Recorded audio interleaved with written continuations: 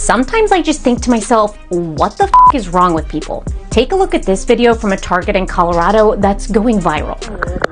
You're a horrible person. You're literally doing blackface in the middle of the store. Lester Holt did whiteface. Nobody said. Yes, a woman showed up at a Target in blackface and then demanded this. Where's your pride section? I need to know. We're past.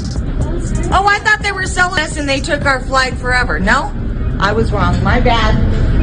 I don't shop at Target. The woman continues to rant as she makes her way out of the store, but it's not over yet. Moments later, this happens in the parking lot. Hey, thank me later. Thank me later. Bystanders have to talk down another woman who was seemingly provoked by this woman's racist antics. But wait for it, did you notice what was on the back of the woman in blackface's car? That's right, a Trump bumper sticker. According to one report, the woman allegedly yelled the N-word at people as she drove away, but it doesn't end there. The woman then apparently posted a video of her own, showing herself, again in blackface, at a Starbucks. Hey, Facebook. I'm looking for a job today. I'm at Starbucks. I never treat myself to Starbucks since the post office got rid of me. I barely treated myself to Starbucks when I was working there. I couldn't afford it. Trump is coming. I'm showing my titties.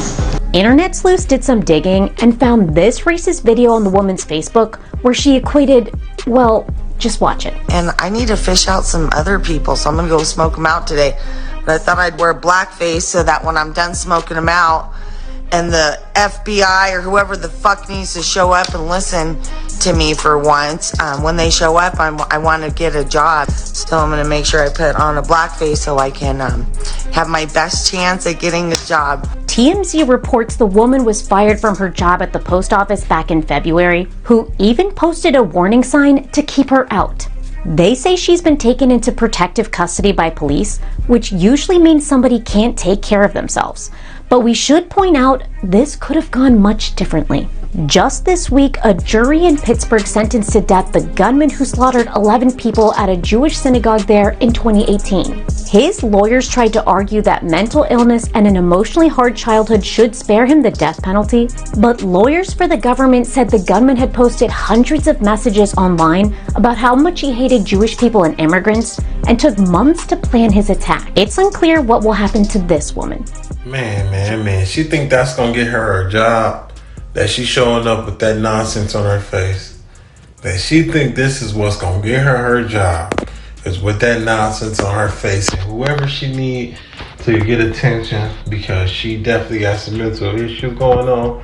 I hope y'all give this lady some help, because she's definitely suffering mentally, all that financially from the evidence.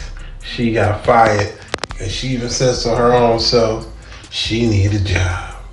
So this nonsense is not gonna get it, but something will. And I'm pretty sure if she needs the help, and she will get the help that she's looking for mentally. A woman helped break her own cold case and find her family more than 20 years after she was abducted as a baby. On August 4th, 1987, Joy White and Carl Tyson rushed their newborn daughter, Carlina White, to the hospital because she had a fever. Little did they know that this would be the last time they would see their child for the next 23 years. At just 19 days old, Carlina was abducted from the hospital. Her abductor, Ann Pedway, cunningly disguised herself as a nurse, deceiving the hospital staff and making off with the innocent newborn. And I will never forget her face. Damn, so you mean to tell me they had a fake nurse in the hospital? Nobody even seen her face before.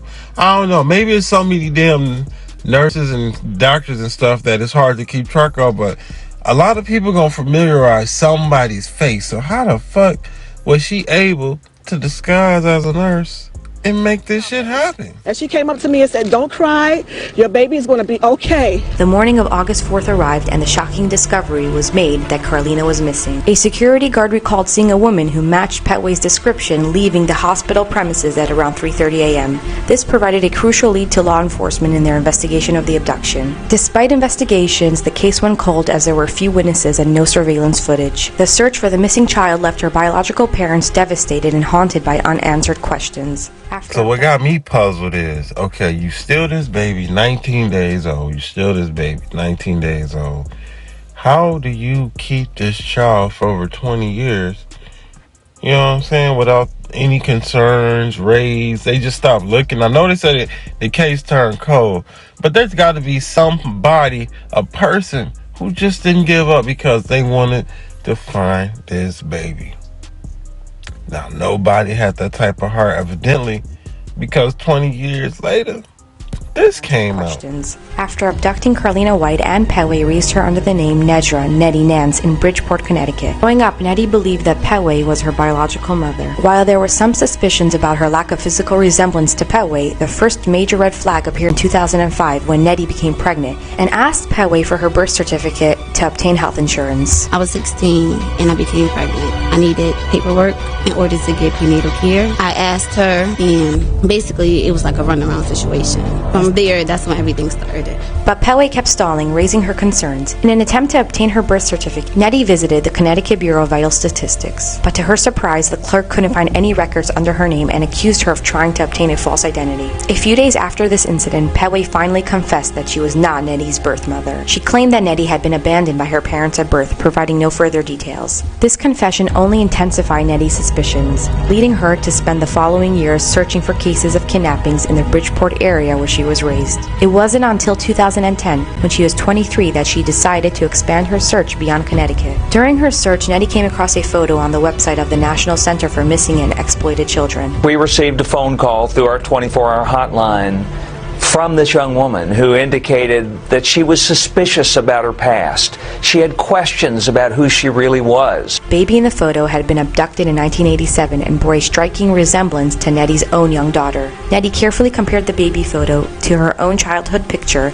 and immediately noticed both her and the abducted baby shared the same distinctive birthmark on their arms. She says, "Wow, that looks like me."